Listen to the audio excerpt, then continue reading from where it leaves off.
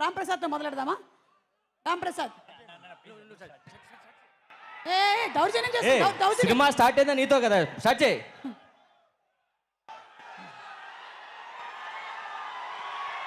నమస్తే నమస్తే నమస్తే. చాలా ఇంటర్వ్యూలలో అందరికీ థ్యాంక్స్ చెప్పుకున్నాను. మా డబ్బింగ్ ఇంజనీర్ సురేష్ అన్నకి తప్ప స్పెషల్ థ్యాంక్స్ టు సురేష్ అన్న. ఇదంతా పోతే నేను వీడికి వచ్చింది ఎన్టీఆర్ గారి గురించి.